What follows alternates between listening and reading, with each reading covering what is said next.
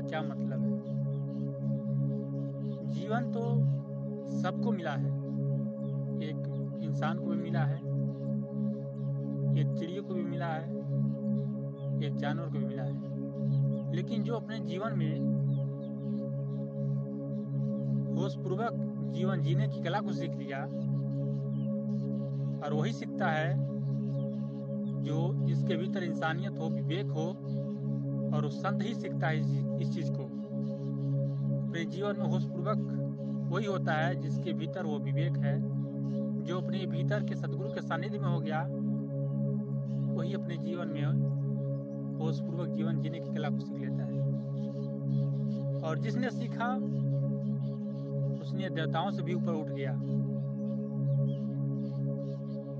जिसने अपने जीवन में बेहोशी का जीवन जिया, वो जानवर से भी नीचे हो गया, या जानवर के ही समान है।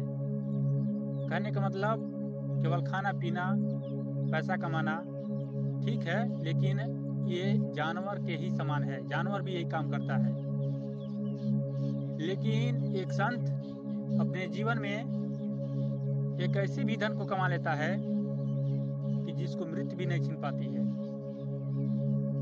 वो भी ये सब काम करता है, खाना पीना, पैसा कमाता है, लेकिन उसमें एक धन ऐसा भी कमा लेता है कि जिसको मृत्यु नहीं छीन पाती है। और अपने जीवन में होशपूर्वक जीने की कला को सीख लेता है। जीवन क्या है उसको समझ लेता है। इस शरीर में और स्वयं में क्या संबंध है उसको समझ लेता है, उसको बोध कर लेता है।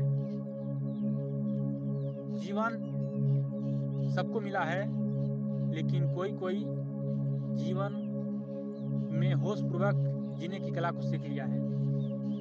इसी जीवन में इसी शरीर को होशपूर्वक छोड़ने की कला को सीख लेता है। जीवन तो सबको मिला है, लेकिन यह जीवन में होशपूर्वक होने के लिए आपको सरल होना पड़ेगा, सहज होना पड़ेगा, ठहरना पड़ेगा, स्वयं के लिए बैठना पड़ेगा, सहज होने के लिए बैठना पड़ेगा। तभी आप स्वयं को जान पाएंगे, स्वयं का बोध हो पाएगा, तभी आप जीवन को समझ पाएंगे। जीवन तो सबको मिला है, लेकिन कोई जानवर की तरह जी रहा है, कोई एक संत की तरह जी रहा है। एक संत अपने जीवन में उस धन को कमा लेता है जिस धन को मृत्यु भी नहीं छीन पाती है। लेकिन एक बेहोशी में जीने वाला व्यक्ति धन को कमा लेता है, लेकिन वह धन सारा छोड़ के चला जाता है। कोई उस धन के पीछे उस शांति को खोजता है, उस धन के पीछे गहन शांति को खोजता है, लेकिन संत अपने ही भीतर उस गहन शांति को खोजता है। वो अपने ही भीतर उस परमात्मा को खोजता है। वो अपने ही भीतर स्वयं को ढूंढता है। वो अंतर्मुखी की यात्रा करता है एक संत, लेकिन एक बाहरमुखी, एक जानवर के समान जीने वाला व्यक्ति केवल खाना पीना रह गया, वो बेहोशी में जीता है। वो धन के पीछे, लोभ माया के पीछे शांति खोजता है। और जीवन यह नहीं है। जीवन यह जानवर का है। जानवर ऐसा ही जीता है, खाता है, पीता रहता है। एक संत की तरह जिए, एक संत की तरह जीने की कला को सीख लीजिए। जैसे हमारे पूर्वज संत कबीरदास, महावीर, बुद्ध, गुरु नानक, ऐसे जीवन जीने की कला को सीख लीजिए। इनके ऐसे जीवन जीने की कला को सीख लीजिए। आपका जीवन धन्य हो जाएगा, आपका जीवन एक अद्भुत हो जाएगा। आप भी अपने जीवन में इस चीज को सीख करके आप दूसरे को भी दिशा दे सकते हैं, लोगों को मार्ग दिशा दे सकते हैं, लोगों को मार्ग दिखा सकते हैं कि तुम भी चलो इसी मार्ग पर, और स्वयं का बोध करो, इस जीवन को समझो। जीवन क्या है, जीवन का पाने का क्या मतलब है। जीवन मिला है तो होशपूर्वक होने की जरूरत है। एक संत का भी शरीर छूटता है, लेकिन वो होश में छूटता है। एक बेहोशी में जीने वाला भी व्यक्ति का शरीर छूटता है, लेकिन वो बेहोशी में छूटता है, चिकचिलाहट के साथ छूटता है। लेकिन एक संत का शरीर जब छूटता है तो उत्साह में छूटता है, होशपूर्वक छूटता है।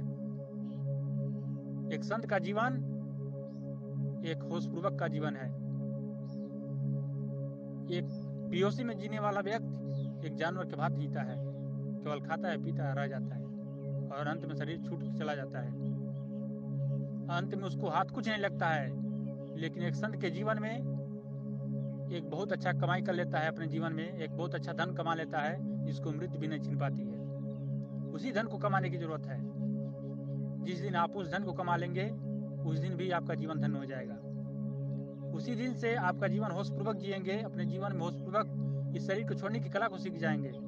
उसी दिन से आपका शरीर ये आपका साथी बन जाएगा, ये मन आपका साथी बन जाएगा, ये आपके भीतर के सदगुरु आपके गुरु बन जाएंगे, सदगुरु बन जाएंगे, पार गुरु बन जाएंगे, ये आपका सहयोगी बन जाएंगे। जो मन अपने अकॉर्डिंग आपकी ऊर्जा को खर्च कर रहा है और आप उसको समझ नहीं पा रहे हैं, आप स्वयं का बोध कर लेंगे तो मन आपके अकॉर्डिंग चलेगा, आप जैसे कहेंगे वैसे मन काम करेगा। लेकिन जब तक बेहोशी है तब तक मन आपका ऊर्जा का खर्च कर रहा है। ऐसा जीवन जीने की कला को छोड़िए और बेहोशी को छोड़िए और होश में हो जाइए। जीवन होश का होना चाहिए। जीवन का मतलब ही है